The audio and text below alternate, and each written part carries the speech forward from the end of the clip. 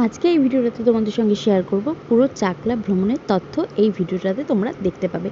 তো আমাদের বাড়ি হচ্ছে নৈহাটিতে। তো আমরা নৈহাটি থেকে একটা টোটো ভাড়া করেছি, মাত্র 300 টাকা লেগেছে। তো সেখান থেকে সোজা চলে এসেছি চাকলা মন্দিরে। হ্যাঁ, তো এখানে এসে দেখি পুজো শুরু হয়ে গেছে, আরতি হচ্ছে আর কি।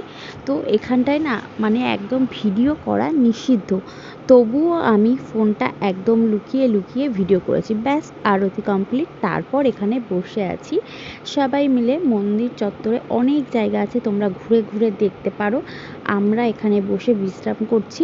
আর হ্যাঁ, ভোগের জন্য কিন্তু প্রসাদ নেওয়ার জন্য কুপনটা আগে থেকে কেটে নিতে হবে। এই যে এখানে পার্সেলের জন্য রাজভোগ, খিচুড়ি ভোগ সব পাওয়া যায়।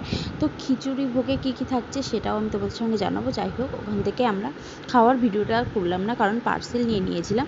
তারপর আমরা পাশেই একদম মেলা হচ্ছে আর কি, ওখানে মেলার যে এটা আছে, প্রত্যেক দিনই দোকান খোলা থাকে, সেখানে দেখো। তো এই মেলার চারপাশটা একটু ঘুরে ঘুরে দেখালাম।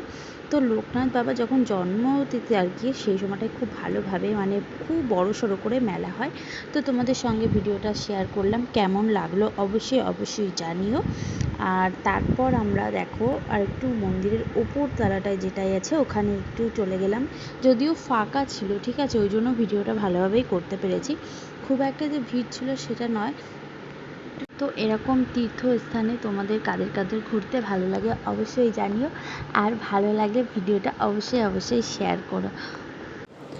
মাত্র 300 টাকা দিয়ে বুকিং করে তোমরা চলে যেতে পারো। আর যারা ট্রেনে যাবে তাদের জন্য একদমই খুবই অল্প খরচে চলে যেতে পারো। দেখো, তারপর আমাদের দেখা হয়ে গেল, তোমাদের সঙ্গে ভিডিওটাও শেয়ার করা হয়ে গেল, বাড়িতে চলে আসলাম টোটোতে করে। টাটা, ভালো থেকো, সুস্থ থেকো।